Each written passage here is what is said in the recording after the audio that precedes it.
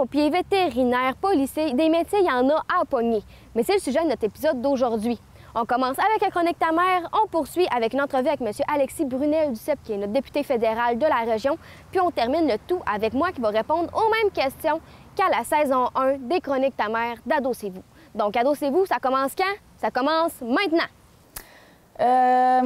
Plus tard, j'aimerais vraiment ça faire un métier qui me permet de m'exprimer. Ça me tente pas d'arriver, de m'asseoir à ma place puis de faire mon travail jusqu'à la fin de ma vie puis de pas triper puis de pas avoir du fun. J'aimerais ça être actrice. Ouais, c'est ça. J'ai pas de plan B. Sophia rêve d'être une actrice. Si son rêve la passionne tout le temps, tout le reste de ses prochaines années, je suis convaincu qu'elle va y parvenir. Ce que je voudrais faire plus tard, c'est être une orthophoniste. C'est en fait aider, comme me spécialiser genre, dans des écoles, aider les jeunes à apprendre à communiquer. Ils ont de la misère à communiquer avec les signaux physiques et tout, puis je trouve ça important. Plus tard, Anne-Frédérique, si ça n'a pas changé dans les derniers mois, voudrait être orthophoniste. J'aimerais bien continuer dans les... comme métier, j'aimerais bien continuer dans les pas de mes parents et aller peut-être en enseignement, dans l'éducation. J'aimerais bien ça. J'aime ça faire mon show, puis j'aime ça partager mes savoirs. Fait que j'aimerais bien ça être en enseignement. Hé, mon Dieu, j'en ai aucune idée. Il y a tellement de choses qu'il pourrait faire. Moi, je le vois beaucoup dans les médias, puis il a l'air à dire non. Puis je le vois beaucoup du côté de tout ce qu'il y a de sciences humaines. Moi, je le vois dans les médias. Lui, qu'est-ce qu'il veut faire, je le sais pas. Mais il va sûrement changer d'idée parce qu'on change d'idée à cet âge-là. Ce que je veux faire plus tard, je sais pas. J'aimerais ça m'en aller vers le théâtre, puis les arts, tout. Mais ouais, je sais pas, nécessairement très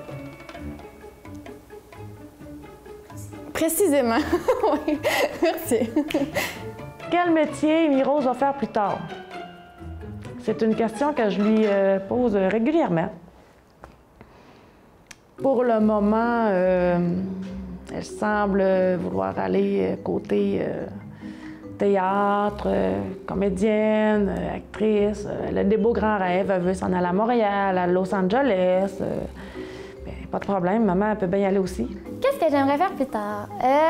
J'aimerais être comédienne. J'aimerais faire du théâtre toute ma vie.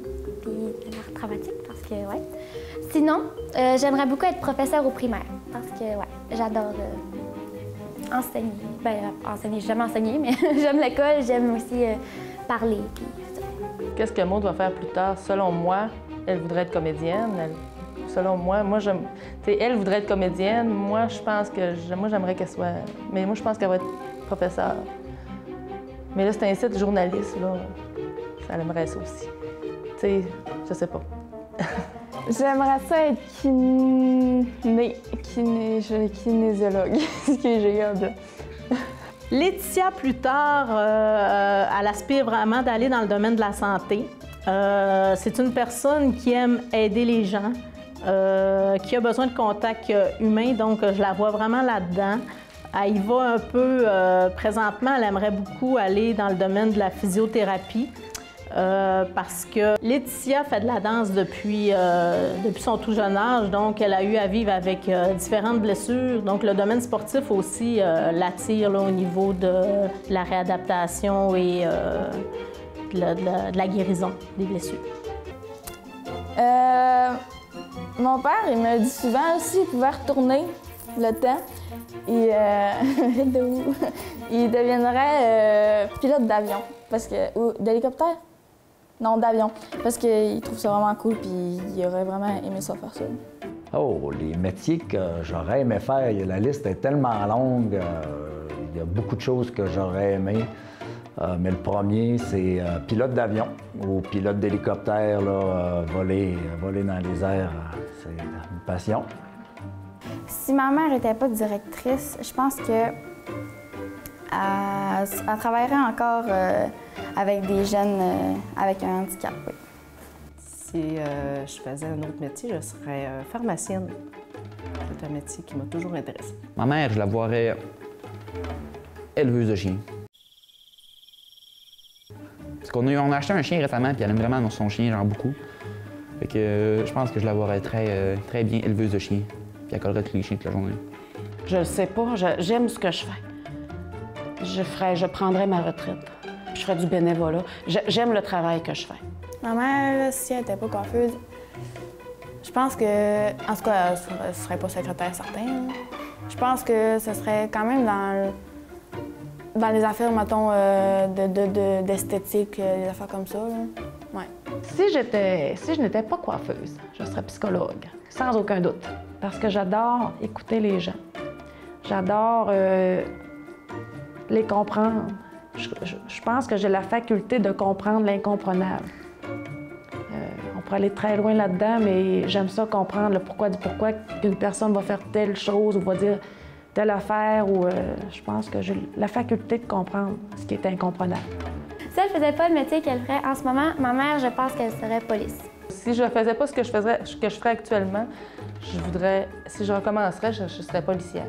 Ma mère, elle me dit qu'elle était jalouse de ma job à la librairie. Fait que je pense qu'elle aimerait ça travailler dans une librairie.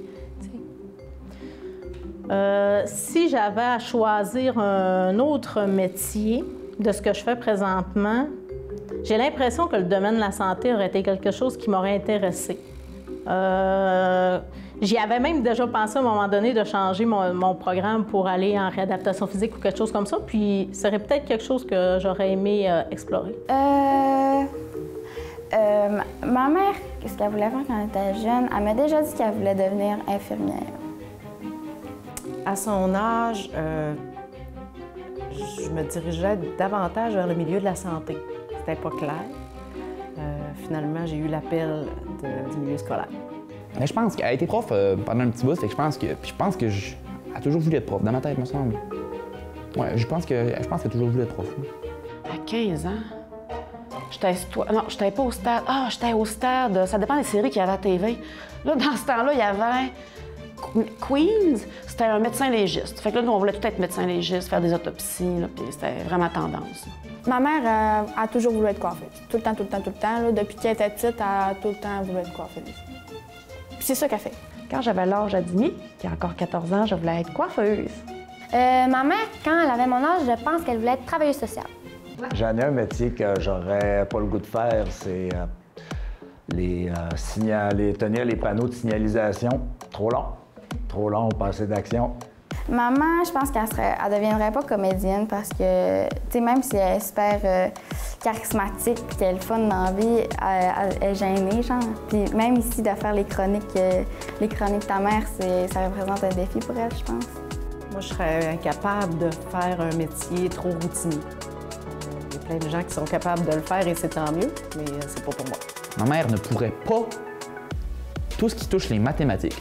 Prof de maths, mathématicien, même prof de 6e année, je pense pas qu'elle serait capable de comprendre les notions de mathématiques. Fait que, tu sais, tout ce qui concerne un peu les mathématiques, après les multiplications, on en laisse à la table.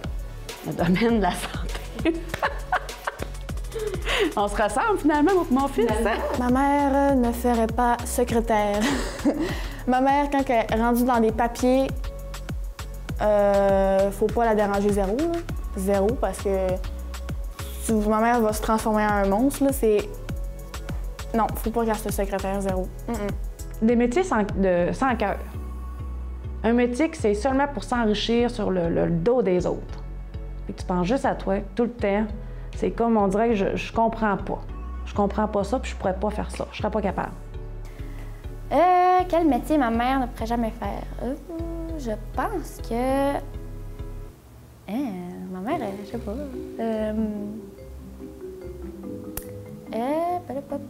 Mécanicienne. Elle fait pas de mécanique, ma mère. Un métier que je pourrais pas faire,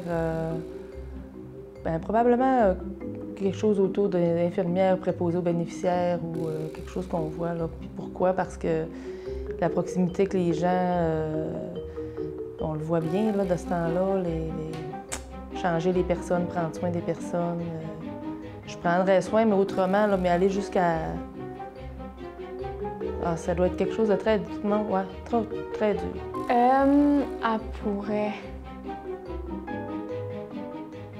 jamais travailler dans l'électronique. Je crois que le métier qui n'est pas fait pour moi serait le domaine de la télévision. Si Sophia pourrait être une enseignante, oh là là, oui, peut-être si... oui, dans le domaine de l'art, je la verrais bien, en anglais aussi. Oui, ça se pourrait. Oui, parce qu'effectivement, c'est quelque chose au niveau... Moi, j'étais enseignante avant, j'étais encore en éducation, puis Benjamin, c'est quelque chose qui, c'est vrai qu'il a dit qu'il aimerait faire, puis que oui, je le verrais en éducation, puis son père aussi est en éducation d'ailleurs, fait que il suivrait les pas familiaux. Je ne pourrais absolument pas suivre les pas de ma mère. Pourquoi? Parce que j'aime pas ça jouer dans les cheveux du monde, même si je suis tout le temps en train de faire des tresses à tout le monde, parce qu'ils m'en demandent, mais j'aime pas ça. Puis non, moi, le maquillage, à faire de même, là, zéro, je le déteste. Si je pense que Dimi peut suivre mes pas dans mon métier, non. Vraiment pas passionné. Aucun rapport avec sa mère, avec moi, là. Aucun, non. Si je pouvais suivre les pas de ma mère, je pense que non. Parce qu'on n'a pas, je pense qu'on n'a pas les mêmes champs, on n'a pas les mêmes intérêts, je crois. Suivre mes pas dans mon métier? Ouais. Non. Un homme qui a un métier qui a l'air tellement le fun, mais tellement aussi important. C'est une grande tâche être député.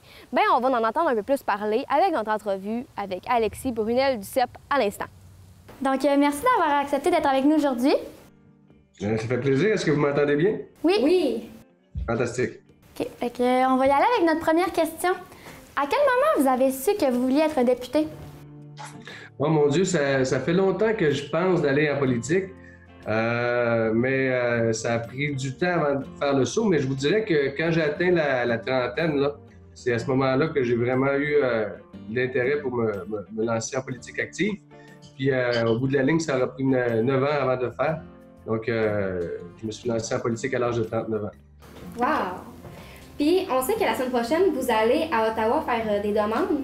Mais comment est-ce que vous vous préparez justement pour aller à Ottawa? Vous voulez dire côté logistique? Oui.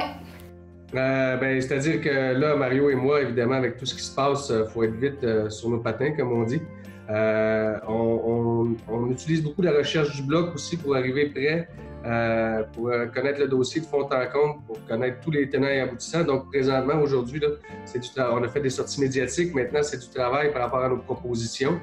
Et puis là, on a déjà des rencontres de prévues mardi après-midi à Ottawa pour se préparer. Mercredi matin, ensuite, encore une fois avec la recherche, puis avec le bureau du chef, le cabinet, avec la WIPRI, avec aussi le bureau du leader parlementaire qui est à l'intérieur. La WIPRI, c'est Claude de Bellefeuille. Donc, c'est des grosses préparations pour être certain que quand on va arriver en chambre, on va être prêt, puis on va connaître notre dossier en profondeur. Donc, finalement, ça se fait pas du jour au lendemain, nécessairement. Ouais. Non, sauf que des fois, par contre, c'est arrivé qu'ils nous ont appelés à Ottawa à la dernière seconde. Et à ce moment-là, c'est dans la voiture, en main libre au téléphone, qu'on se prépare et qu'on fait les rencontres. Nous autres, moi, ça me donne à peu près 6h30 de monter à Ottawa. Donc, ça nous laisse quand même le temps, pendant qu'on roule, de pouvoir se préparer. Mais faut être prêt à toute éventualité à chaque fois parce que vous voyez, moi, j'étais supposé de prendre une semaine de vacances cet été. Finalement, je ne l'ai pas pris parce qu'ils m'ont appelé à Ottawa la dernière seconde. Donc, il faut toujours être prêt. OK. Puis dans une journée normale, ça ressemble à quoi une journée pour un député? À Ottawa, puis dans le comté, c'est très différent. À Ottawa, moi, normalement, je suis au bureau vers 7 h le matin, entre autres pour lire toute ma revue de presse, être au fait de l'actualité. Puis après ça, on regarde si on a des chances d'avoir des questions en chambre ou des 31. Ce qu'on appelle des 31, c'est des déclarations de députés. Par la suite, on commence la Chambre des communes. Il y a des tours de garde aussi qui sont différents. Des fois, c'est de 10 h à 3 h l'après-midi. D'autres fois, c'est de 14 h à 18 h. Mais on a les comités aussi. On a des comités. Moi, je vais avoir un deuxième comité. J'en ai juste un présentement, mais en revenant en septembre, je devrais en avoir un deuxième. Et donc, ça, c'est aussi beaucoup d'heures pendant la semaine. Puis se préparer pour les comités, c'est autant de travail, sinon plus, que se préparer pour la période des questions. Parce que là, on a des questions à poser à des témoins. On a des amendements, on a des motions à voter. Il faut vraiment être préparé, mais on a une super équipe derrière nous qui nous aide. Puis ensuite, bien, dans le comté, là, c'est complètement différent. On a tous les dossiers citoyens à régler. On a évidemment la représentation à faire. Donc, il faut aller voir les gens sur le terrain, dans les usines, faire des visites d'usines, de fermes. Ensuite, aller... là, on le fait moins à cause de la COVID, mais normalement, je vais aller au cercle des fermières, par exemple. Donc, c'est vraiment deux facettes du travail de député, celle de comté puis celle de Ottawa. Donc, une journée ne ressemblera pas nécessairement à la dernière. C'est pas routinier. C'est jamais pareil, c'est complètement différent. Puis même si on a préparé un agenda complet, ben, l'agenda risque d'être chamboulé à chaque jour. Donc, aujourd'hui, voyez-vous, j'avais 2 rencontres ce matin prévues, mais suite à l'annonce des tarifs par Donald Trump, il a fallu se revirer de bord. J'ai mis les rencontres cet après-midi, dont une qui était avec vous. On vous a appelé ce matin pour vous dire que finalement, on l'a fait cet après-midi. Bien, c'est exactement pour ça. On a changé l'horaire parce qu'il fallait faire une conférence de presse ce matin. Donc, c'est jamais pareil. C'est ce qui fait en sorte que c'est excitant comme travail. Si vous ne faisiez pas ce métier-là, qu'est-ce que vous feriez dans la vie? Bien, j'ai été 19 ans sur les plateaux de tournage. J'ai fait des plateaux de tournage américains beaucoup, des coproductions. Je me suis promené partout dans le monde. Ensuite de ça, quand on a déménagé ici pour ma copine qui voulait se rapprocher de sa famille, bien, je suis rentré à l'usine. Donc moi, j'ai jamais eu de plan de carrière, en fait. Et je pourrais même pas vous dire ce que je ferais si jamais la vie faisait en sorte que je ne sois plus député. Je me trouverais quelque chose à quelque part, mais probablement que ça serait en communication. OK. Puis pourquoi avoir choisi le Bloc québécois? Bien, c'est vraiment parce que je suis souverainiste. C'est le seul parti souverainiste à Ottawa. On a besoin d'une forte représentation des souverainistes à Ottawa parce que si on n'envoie pas de souverainistes à Ottawa et qu'il y a des souverainistes dans la population québécoise, bien, on n'envoie pas ce message-là. Ce message-là n'est pas véhiculé à Ottawa. Et donc, au Parlement d'Ottawa, il y aurait juste une vision au niveau constitutionnel du Québec qui serait représentée. Donc, ça prend absolument un parti fort souverainiste à Ottawa, indépendantiste. Et je me suis toujours intéressé aux dossiers qui touchent le fédéral parce qu'au bout de la ligne, quand on deviendra un pays, il faudra être au fait de ce qui se passe au fédéral parce que c'est des dossiers qui ne sont pas gérés par Québec et il faut nous autres acquérir de l'expérience dans ces dossiers-là. Donc, c'est des questions qui m'interpellent, qui m'ont toujours interpellé, puis c'est la raison pour laquelle je suis allé avec le Bloc québécois. OK. Puis, la prochaine question, c'est un peu comique. Aimez-vous notre lac Saint-Jean, monsieur le député, oui ou non? Je ne l'aime pas, je l'adore. Je suis en amour avec le lac Saint-Jean. Puis, on a ri un peu avec la dernière question, mais en fait, est-ce que c'est difficile d'avoir des réponses claires à la Chambre d'Assemblée? C'est, je vous dirais, non seulement difficile, mais extrêmement frustrant parce que c'est rare qu'on a des réponses claires. Et là, par contre, c'est à nous de trouver un moyen pour réussir à les avoir. Et souvent, ce qui va arriver, c'est qu'on va poser une question embarrassante pour le parti au pouvoir, ils vont détourner la question sans y répondre. Par contre, les médias vont l'avoir entendu, cette question-là. Et donc, suite à la période des questions, les députés au pouvoir, les ministres, le premier ministre vont se faire talonner par les médias qui vont reprendre nos arguments. Et donc, c'est de cette façon-là qu'au bout de la ligne, soit on a des réponses, soit le gouvernement va être obligé d'en donner. Et là, c'est là où le travail des médias est très important. Relayer l'information que les politiciens acheminent à Ottawa. C'est comme ça que ça se passe. Mais oui, j'ai d'ailleurs des fois perdu un peu mon calme en chambre parce que tu sens que tu te fais niaiser un peu, tu sais, mais c'est pas tout le temps, c'est pas toujours agréable. Mais au bout de la ligne, on réussit à les avoir, ces réponses-là, d'une manière ou d'une autre. OK. Puis on est déjà rendu à notre dernière question. Oui. Si vous deviez décrire le lac Saint-Jean en 3 mots, ce serait quoi? Oh mon Dieu, c'est une bonne question. En 3 mots. Majestueux, je dirais solidaire, puis je dirais majestueux, solidaire, puis je dirais surprenant. Mais c'était très beau. Moi, je trouve que ça décrit quand même bien notre lac Saint-Jean. Puis moi, c'était pas dans nos questions, mais par curiosité, tout à l'heure, vous avez dit que vous travailliez sur un plateau de tournage. C'est ça que je vais demander. C'est quoi que vous faisiez sur le plateau aux États-Unis? Je faisais la prise de son, c'est-à-dire que les plateaux américains venaient tourner à Montréal, mais souvent ils m'amenaient à l'extérieur. J'ai été tourné au Maroc, en Thaïlande, en République tchèque, au Brésil. Je me suis promené un peu partout et je faisais la prise de son, j'étais perchiste. C'était sur des films? J'avais les bras dans les airs. Des gros films américains comme sur des petites séries québécoises. J'ai fait toutes sortes de choses, oui. C'est vraiment le fun à savoir parce qu'on veut s'en aller en compétition nous aussi. Donc, j'ai fait en technologie des médias à Jonquière. Et par la suite, je me suis dirigé vers le milieu du cinéma. Et c'est comme ça que j'ai fait mon chemin pendant 19 belles années. Wow, c'est vraiment intéressant. Ouais, vraiment. Mais merci beaucoup d'avoir accepté de faire l'entrevue avec nous aujourd'hui. C'était vraiment plaisant. Ouais. Ça me fait vraiment plaisir. Puis vous m'appelez n'importe quand, on fait ça. Des fois, je regarde Adossez-vous saison 1 puis je me dis, c'était quoi mes réponses? Peut-être que dans 10 ans, on va me dire la même affaire sur les réponses que j'ai dit cette année. Mais c'est pour ça qu'il faut faire un petit comparatif et ça se passe maintenant. Merci de nous avoir suivis pour notre... Lâche ma feuille. Arrête. Merci de nous avoir suivis pour le contenu qu'on vous a créé juste pour nous. J'ai vraiment une bonne blague, là! Non, Charles! Mais là, je vais faire une blague! Vas-y! Je commence tout de suite en disant... c'est pas long, mon affaire. Là. Mais je commence tout de suite en disant que, premièrement, Shauna était vraiment gossante, mais c'était un rôle, là. Je veux dire, c'était setupé. Puis, putain, mes broches, enfin... Une chance que je les ai plus parce que c'était vraiment pas beau. Genre, on dirait que j'avais comme... Gab, reviens! Gab, c'est juste une blague, là. C'est juste une blague! Gab, Charles va arrêter ça. Ben, suivez-nous sur les réseaux sociaux. Ouais, la page Facebook, là. Adossez-vous! Ça, c'est drôle parce qu'on dit tout le temps « Suivez-nous sur les réseaux sociaux ». Mais on n'a jamais rien posté sur les réseaux sociaux. Fait que ça servait absolument à rien. J'espère que personne nous a vraiment suivis. On a posté une photo, une fois. Je pense que la page existe encore, d'ailleurs. De la pluie dans mes yeux, et si je pleure, ce sera mon dernier. Vous êtes là, mes petits cocos.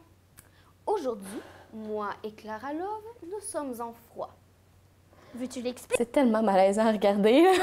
Je vais juste te dire. On était tous en train de chercher. Mais moi, j'étais tout le temps en train de mettre genre des accessoires pas à part du rouge à lèvres, des lunettes. Mais tu sais, c'était vraiment pas moi. Là. Genre, j'en faisais vraiment des tonnes. Si c'était à refaire une saison d'Adossez-vous, je pense que je serais plus calme. J'en ferais moins des tonnes. Parce qu'en étant soi-même, je pense que c'est d'autant plus drôle puis d'autant plus intéressant que de jouer un rôle qui nous appartient pas. Là. Pour vrai, je m'écoute puis je suis quasiment gênée. Là. Je me cherchais vraiment. Mais c'est quand même intéressant de voir l'évolution qu'il y a eu là-dedans. Là, parce que sincèrement, je jouais un rôle là, au complet. Là. C'était pas moi. Là. C'est méchant, c'est ingrat! T'as qu'à prendre une corde et faire fin à ta vie! Déménage et change de pays! Bois de l'eau Javel! Efface toutes ces taches noires qui regardent! Efface toutes ces taches noires! Ça, c'est drôle quand le tout tombe parce que c'était vraiment pas prévu. Genre, ma réaction est vraiment bonne, je trouve. Efface toutes ces taches noires qui regardent! Efface toutes ces taches noires! Oui. Vous pleurez des joies! Je suis amoureuse de ma meilleure amie, mais le problème est que je suis gay. T'es vraiment que Encore une pause. Pour vrai, ce matin-là, qu'on a tourné les Courriers du cœur, on savait même pas ce qu'on venait faire au studio. Ils ont juste dit, vous allez tourner de quoi?